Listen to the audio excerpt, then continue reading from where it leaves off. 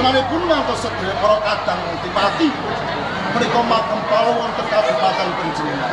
Badhe nyuwun dawuh menapa dharmanipun ngantos Kangmas Adipati menika ngempalaken dhateng sedaya para kadang Dipati saking makam kala wonten Kabupaten Panjenengan. Najan to kepiye wae aku pernah tuwa pinangka wakiling para kadang Wangudang nanging perkara tidak berake marang Sri Ram menawi kersanipun Kangmas Adipati kados ngaten. Iya. Ing mriki kula badhe walaka kalih panjenengan. Kabeh saking Kadipaten Pacitan. Iya. Ngantos pinanggih kalih Kangmas. Tenanipun kula menika badhe walaka.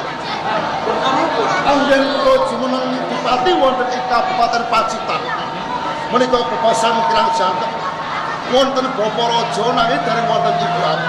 Sing tegese sedaya para kawula wonten ing Kabupaten Pacitan wedal menika tansah amantu-antu benjang menapa kula ngersakaken putri pinangka dados garwa prameswari wonten ing Kabupaten Pacitan.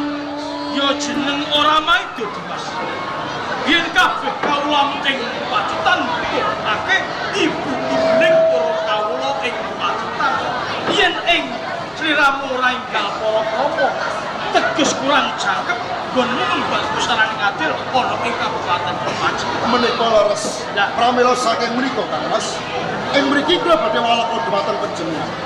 Kula sampun kagungan satunggaling padhekan wanita sapa ingkang patos kula lenggahaken pinangka dados garwa prameswari. iya Boten sanes putri ingkang nami Ambarluwi putri saking Kadipaten Ponorogo Kangmas. putri sangka kono kang aran Ambar Leres Kangmas. nah kadang-kadang kabeh iki kepiye Nun sewu putri Ambar Pancen kaya ngono ya. Kula ngira asbab putri Ambar Luwi. Kula digadahi katresnan supaya pun kerja wonten Ponorogo dadi kamar putri Ambar Luwi. Kowe uga bakal nglamar kelawan Ambarluwi. Leres suwun sewu Kangmas. Menanipun jiwa pangandikanipun Kanjeng Rama. Kula saged nglesui kabupaten Kertosono upami kula sampun anggadhahi garwa. Kamangka wanita ingkang kula tresnani mboten sanes ingkang nami Ambarluwi saking Ponorogo. Ambarluwi. Kula saiki menika bilih panjenengan sedaya punika badhe ngersakaken garwa kang sesilih Ambarluwi. Napa mangkene kula kalih panjenengan menika tabrak sepatus pundi menika. Ojo nganti kedadian antara para kadang brangwetan pentak sirah perkara wanita. Saiki ngene guys. Terus rene kabeh kula sing diayunke mung Ambarluwi putri sangka ing Ponorogo. Aku pinangka dadi wong tuwa. Saiki ayo nglamar barengan ana ing Ponorogo. Endi sing ditampa liyane aja nganti runtik ati. Menawi ngaten dawuh kalsasana.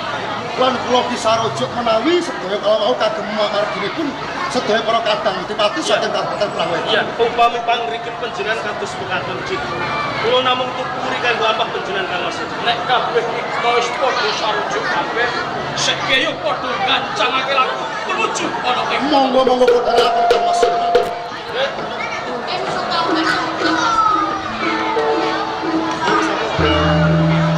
Ora tampomo gawe kali budal para prajurit ing Kabupaten Prawetan. Tak perlu lawan kowe.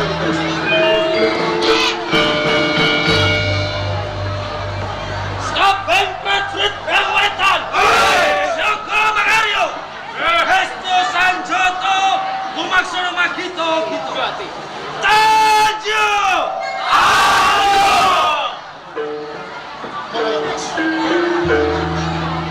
Wong 17 karo kowe kabeh prajurit saka Prawetan. Sesantriku yen ora kelakon dene bocah Ambarluwi, yuk ibadah sayuta kono wis. Tanju!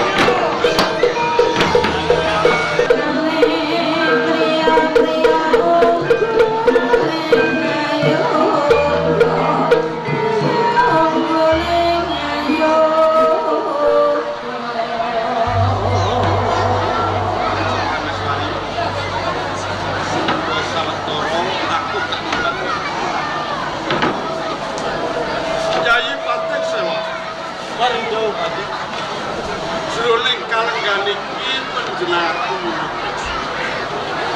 kepiye suasana ning Kabupaten Bareng matur pralepan itu leputuring pangarsamu. Anggen kala nata kateteman wonten Ponorogo. Sapunika tansah eki sopen. Boten wonten kawula panjenengan ingkang colong junduk. Kalih nayo kepojo. Semeton karang pradesan. Inggah wonten ing Ponorogo. Sapunika sampun hayom tetep umpah-umpah kok sinawi. yo kaya ngono kuwi mau pakaryan sing kok lestari. Karben tinulang marang kabeh nayaka tantomo jroning kalengan iki ora nderek impas. Kula sampun kakurangaken Wis tak gawe. Jajak Prameswar. Rene putrimu ambar luwih kudangan. Ngono kok bang.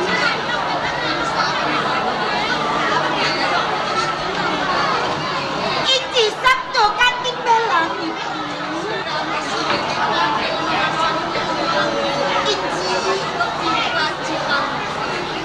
Berkasa pangestu pensian dalem ibu. Sedaya kewajiban kula menika boten wonten ingkang ciwangi. Miru nyampin kagem Rama dalah ibu.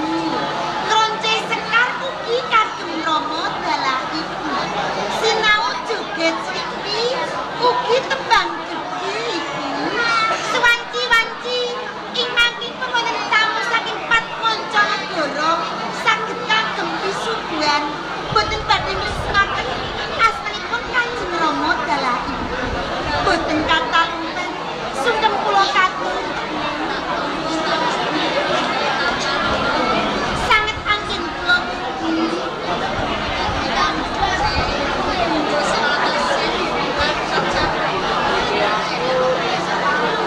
kasih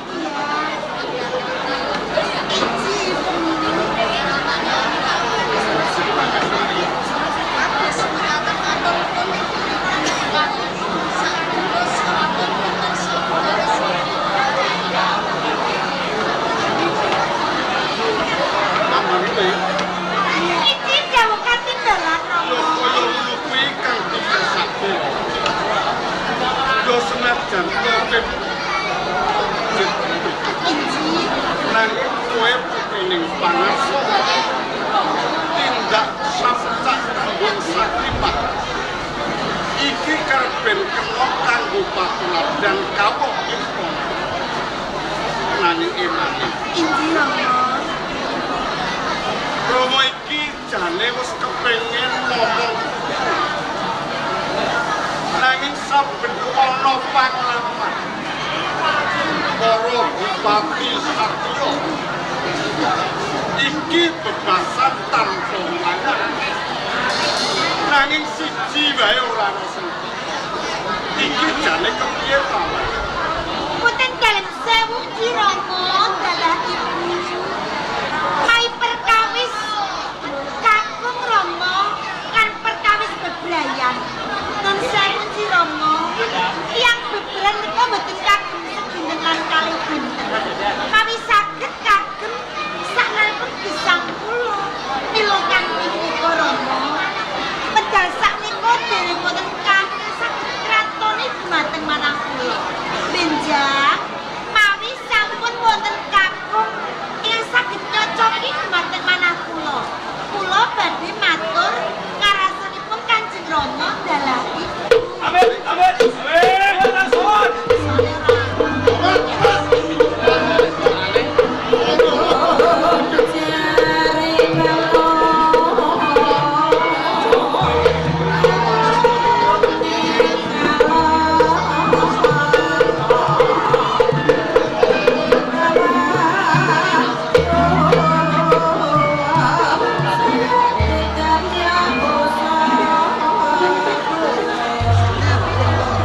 Nuwun sewu isanak sedaya kemawon boten seplat tunggal.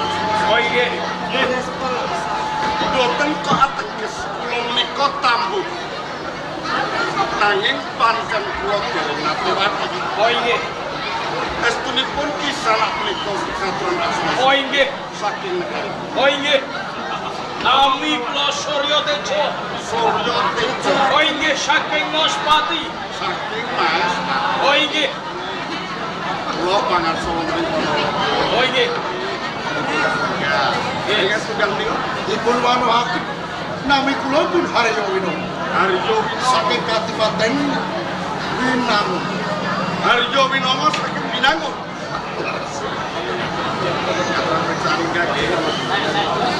Ingkang kalih menika kados Dening Satriya. Terus Kathah nami kula Raden Panungkul. Kertosana Negari. saking Kabupaten Kertosono. Leres. Ya, sedang niku. Kula menika Raden Genta. Putranipun pangarsa wonten Kabupaten Bandung. Saking Bandung. Leres. Dipun wanuhaken kula panembakaken ingkang mangarsani wonten ing Kabupaten Panjenengan. Lajeng kersanipun kisah kalaya menika ing Pendopo. Oh inggih. Langka menawi Oh inggih. Wonten wigatos pinanggih kalian sesembahan wonten ing Ponorogo. Nantiaken menapa kapara leres wonten ing Ponorogo. Oh inggih. Wonten salah satu galing putri ingkang sesih Ambarluwe. Oh inggih. boten sisih pangandikanipun kisah. Panjen leres wonten putri ingkang lamambar. Oh inggih. Malah kapara niki lho. Niki lho. Matur nuwun sanget. Kanjeng Setiwati. Tebih saking negari kula Maspati badhe nglamari ingkang putra ingkang sesilih Ambarluwe. Badhe lamar Oh inggih. ingkang setunggal menika semanten ugi kula. Tenanipun ngantos kula nikah wonten ing Kadipaten Ponorogo. Kula ugi badhe nglamar putri dalem ingkang nami Ambarluwe. Menawi wonten keparingipun wekdal menika badhe kula sengkaaken minangka dados garwa prameswari kula Kanjeng Rama. Badhe nglamar to. Leres. Dasaripun sekepareng menika Semanten ugi kula kan. Tebih saking Kertosana ngantos tingkah wonten Pendhapi Agung Ponorogo. Tuhunipun kula nunggal karep kalian sedaya kadang adipati niki. Jalaran kula saged kawisuda pinangka dados pengayoman wonten ing Kertosana. Upami kula sampun anggadhahi garwa kula putri ingkang patut kula lenggahken pinangka dados garwa parameswari boten sanes inggih menika putri panjenengan Ambar. ugi nglamar to. Matur nuwun. Ingkang setunggal menika Semanten ugi kula Kanjeng. Kula dumugi wonten Kadipaten Ponorogo menika badhe ngamar putri panjenengan. ugi badhe nglamar. Leres. Anak kula wedok niki mung siji jan. Lah kok dilamar satya papat. Nuwun sewu, Ha inggih. Ambarluwe niku tetoyo bobo. Nggih. Sesuk-sesuk ingkang nglampahi ning nglampahi menika Ambarluwe kersanipun ingkang dipilih sinten sampun. Oh inggih. Ambarluwe. Ambarluwe. Inji sabda katidalan. Sang sedaya iki arep nglamar Kang Sinta. Coba Wasrana. Rama, renek penglamaripun menika sekawan cacahipun. Mila kanthi menika kula namung kepengin naliki langkung rumiyin lho. Oh inggih. Oh inggih. Inji dawuh ibu. Nggih, aja nganti ninggalke Praksila. Rama, kersanipun mireng napa buta mik mawon lho. Asute kok kados mikul terus. Oh inggih. Oh inggih. Oh inggih. Anek ana mik ya kena kabeh rada suruh. Bareng Ci Rama. Iya. Bareng Ci Bu. Bareng Ci Paman.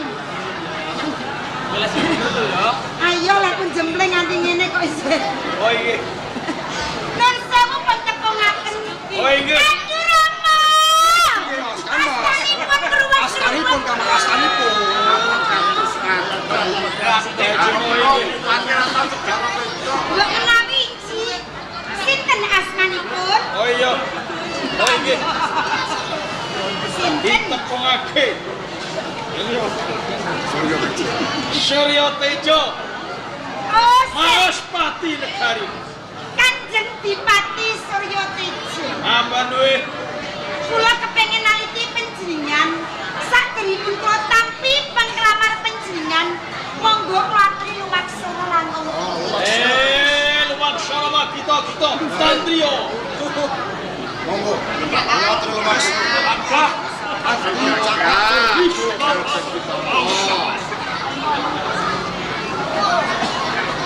Air Air Air Air Air Air Mama, Ibu. Iya dia ceng. Nun sewu, Chandra rada mengarep sono raku. Oh iya. Nun sewu nggih Rama Ibu. Iya Piyayinipun nggih bagus. Cakrak tur wibawa. Ah. Nek nuwun sewu astanipun. Oh iya. Aduh Ibu. Drijine sak gedang kluthuk.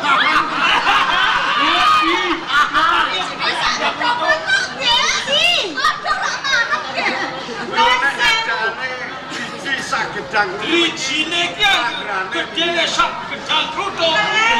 Gedene ya sak gedang kluthuk. Boten ngaten kok Kanjeng. Lah piye? Yen sak gedang kluthuk niku ora ageng-ageng. Iya. Mawita gadah garwa. Yen to garan punika lepat kedhi kemawon mesti sok cenggiling kali panen. Kuwi kleru. Riji sak gedang kluthuk ora nggono wiling. Kuat. Jane kok iso. Kanggo Oh, iya. Enggak, enggak. Sinten asmanipun kula wau? Aryo Wino. Kanjeng Dipati Haryo Winata. Diajeng garwa caranipun Kang. Kok sampe ngendika diajeng lho Ibu. Monggo sareng calon bojo menawa garwa Prameswari ing Kabupaten Pacitan Kocahayu. Oh, ngaten. Kanjeng, kangge naliti lan nampi penglamar panjenengan. Monggo kula aturi lumaksana kula nyang badhe Oh, naliti.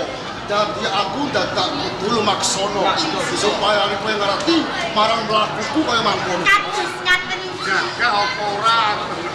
Mesti gagah iki. Iya. Ayo gagah.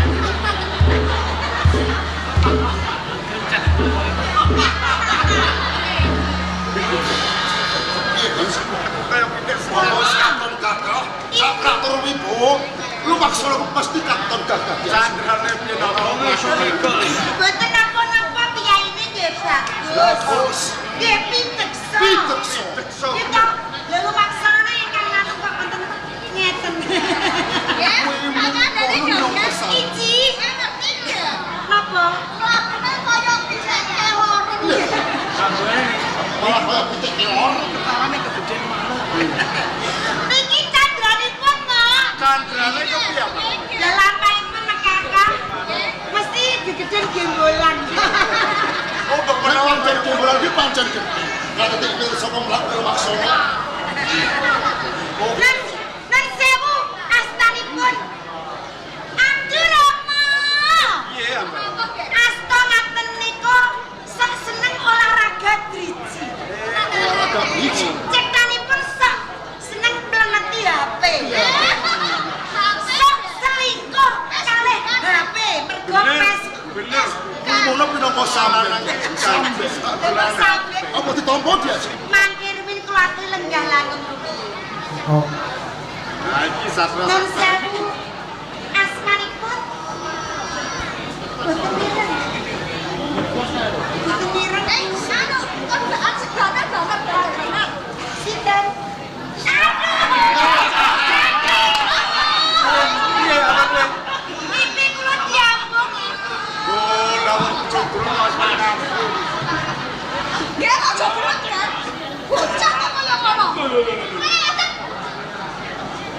Masuk.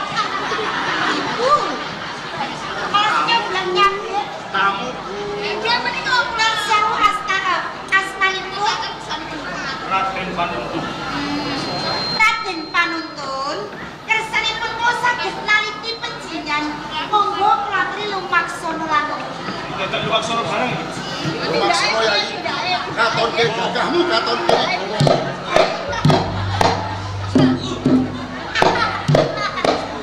Aerobik riyen.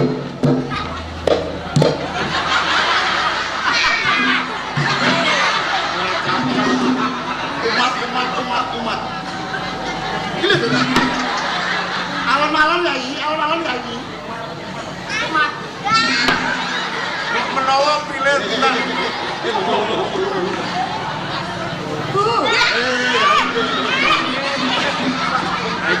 Repot. Pripun? Malah duwe loro ayam. Wah, ngapa telepon nembe umat iki? Nuwun sewu Ibu. Dalam umat. Boten maiku. Piyayine bagus. Pitekso. Cakran kerwibu. Iya bener. Lah kok lampahe kados sayang. Lah kami nek jajan kali kula kampas sarengan. Ayo. Kami gledek ing tengahipun mati. Tak cilok. Pak turun dipun tapi. Durung ditompo ya. Nun sewu. Sinten asmanipun kula aturi jenengan. Iki. Bagus gagah piteksoyo. Kula menika Raden Kentang. Aduh Bu. Asmanipun halus kaya bludru bisa. Ya pancen bagus. Pancen bagus. Raden, Pripun? kangge naringi anggen kula nampi penglamar penjingan. Monggo Klatri Lumaksono. Ah, sing hati-hati di, sing hati-hati. Kula badhe lumaksana sami panjenengan jumeneng wonten sisih panjenengan. Oh, ngaten. Arep ben ngerti. Iki Den, oh gitu. Kula menika paling sampurna ketimbang kakang-kakang kula. Katonke bagus ki ya. Katonke bagus. Ya tempon maksana. Kula menika paling gagah. Ayo bener. Bagus. Diajeng ambar luwih.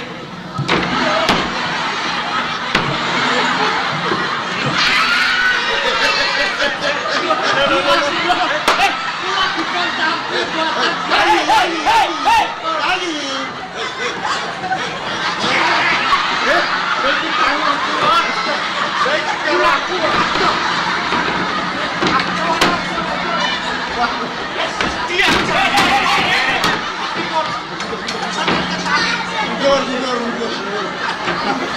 Lah iki malah semangat progres.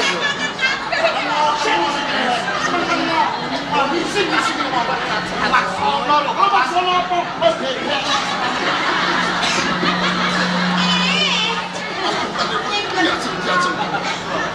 Klatri jenengan. Iki lho Raden sinten kala wau? Raden Kentar ya. Raden Kentar Bu. Piyayine bagus. Pitekso. Sinten kuning nemu giri kados Iya bener. jane nggih cocok. Cocok nek karo kamu. Jane nggih matur. Ujiwanipun. Kumpul maneh piye? Lah lampahipun kaya urip ilang. Kaya ular keken. Kaya banyu paru-paru. Dados kula dipun tampi. Mangke rumen kula aturi lenggah. Nur sewu nggih Rama Ibu. Piye ambar? Tasih wonten penglamar lho Ibu. Nggih. Lah kaji paujan saking singgahan. Iki keprai. Mesin Mbak, mesin.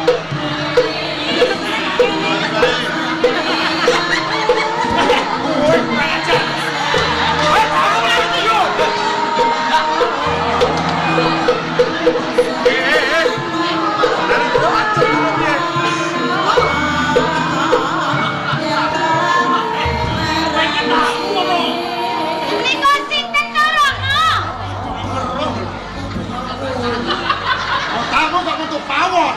Iku tamu cak apa kakekan ae. Saru. Mau luwe bajiku. Kowe iki udah tamu metu saka ngarep malah saka mburi itu piye? Ayo golek sego ya. Lari. Tamu arep lali.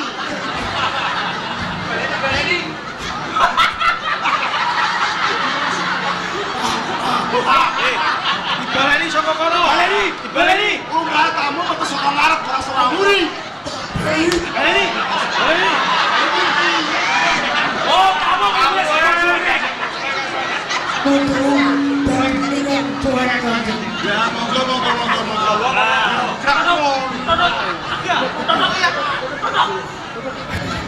Halo.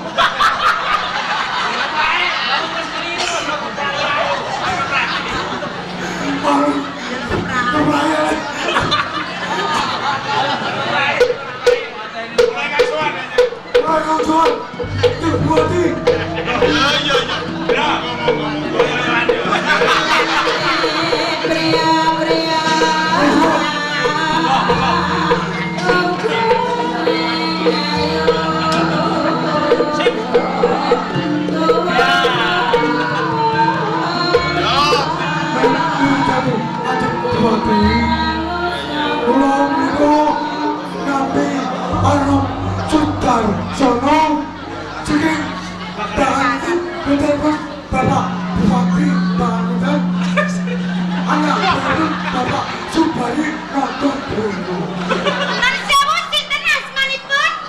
Anum Sudarsono. Anam Sudarsono saking pundi? Bakaran. Kanjeng Dipati Anam Sudarsono saking Bakaran. Oh, kebangetan. Aku bocah Pak takon. Goblok. Iya, Anam Sudarsono kuwi bos Oke. Iki baca rondo. Bisa, bocah santri itu rondo. Lah Sakari, betul, bagaimana tangan cek, berai, betulnya, betul. Bos. Sampai apa lapor ini? Buat tahu, apa? Apa lu? Iyo. aku takon karo kowe.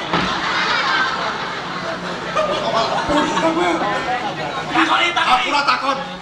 Aku ora takon.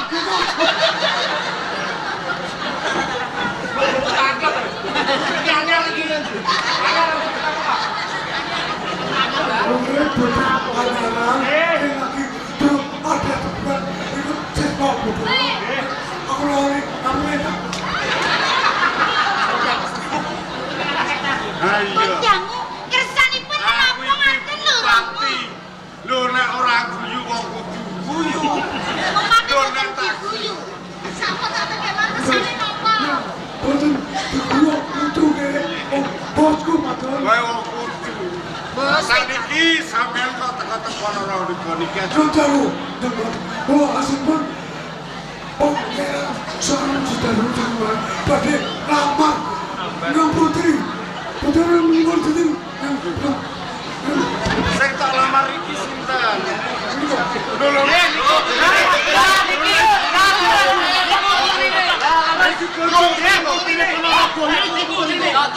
Cocok.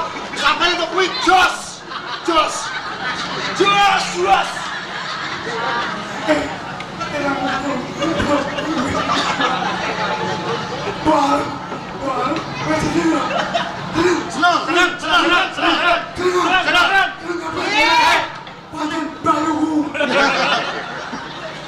Jane penyatok lamar iki sapa? Putriku iki jenenge sapa?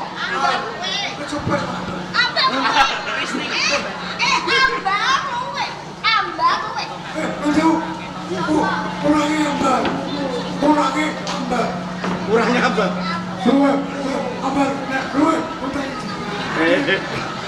Boten ambar luweh ambar. Luwih ambar. Luweh ambar. Ya.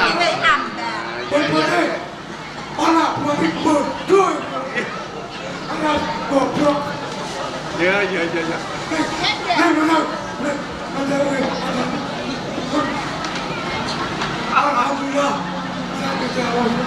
aku coba teguru kok Amin. di badan dan mari dan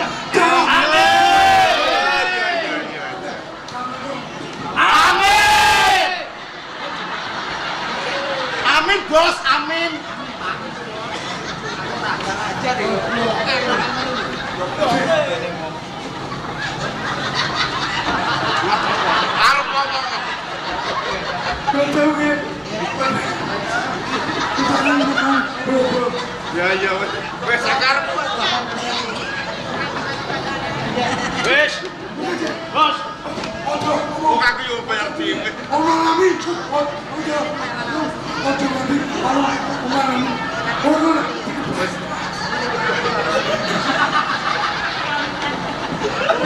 Satrio Anom Darsono. Oke. Kersani. Iki lho putriku ambar luwe. Berat durung kita putriku ambar luwe. Iki lho putri ambar luwe. Beliau. Iya. Ini lami cici. Kula pun ambar luwe, Bos. Ambar luwe. Alam kubur. Waduh, alam yuful. Alam Kuwi yuful. kira mudeng. Nggih. Lah kirang cekel aku langsung nyetak. Cintane nganti kebak. Alam yuful.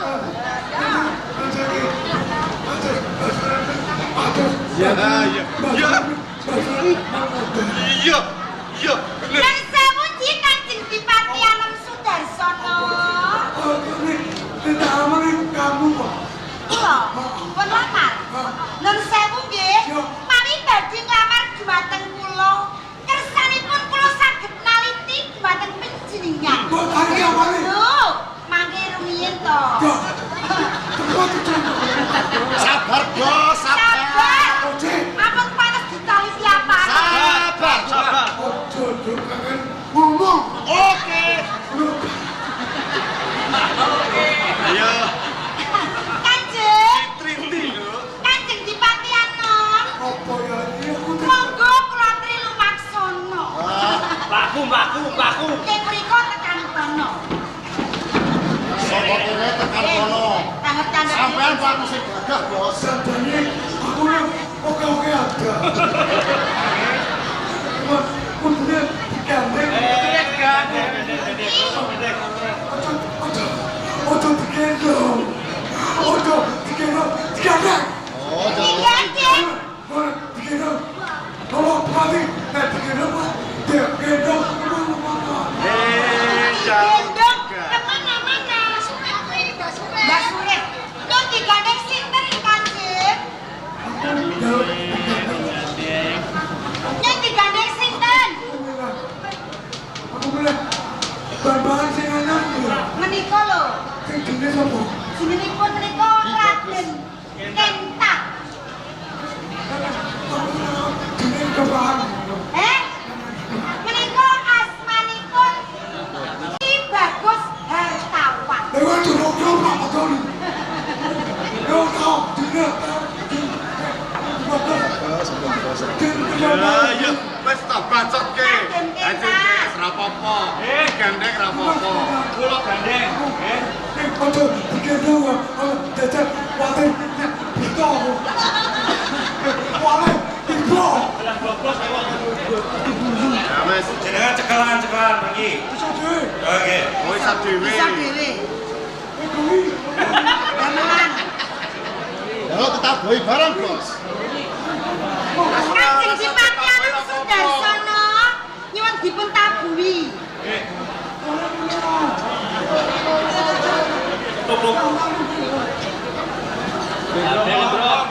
Monggo Kanjeng.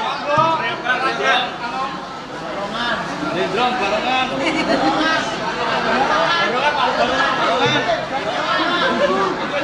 Barongan.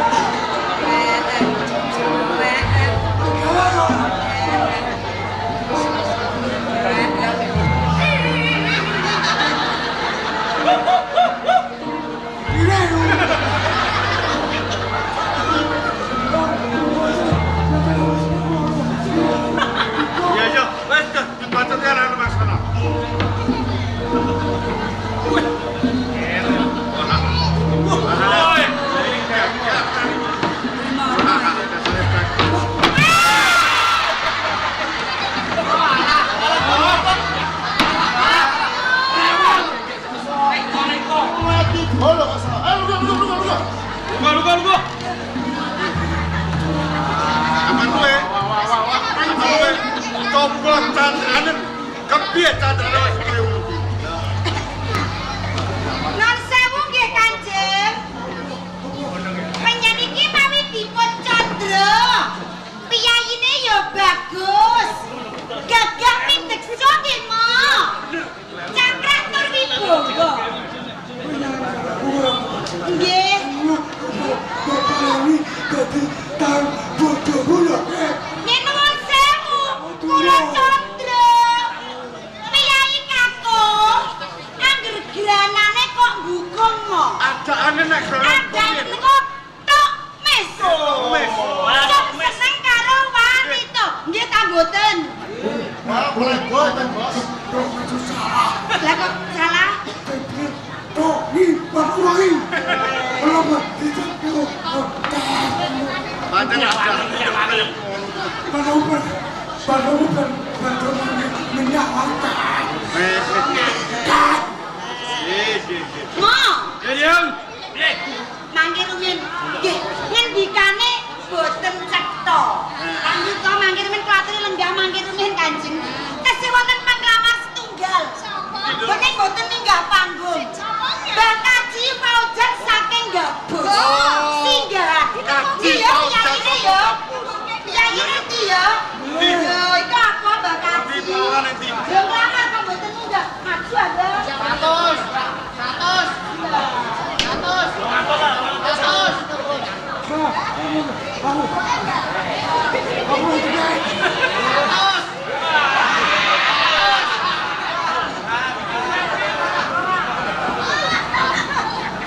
Lah iki cetha nak panglamar yo ibu. Oke, sikit prodokku. Lho penglamar sing ra katon. Kenapa di tahun ini mulai hidup masih kebuke? Bos kok njaluk saweran. Ya wis. Sama sedaya penglamar kula wau nyatanipun cacat sedaya.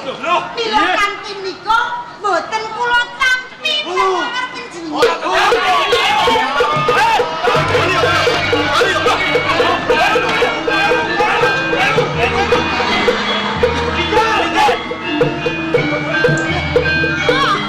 Salamun kembali. Salamun kembali. Ya, arep apa? Kadang aku balik.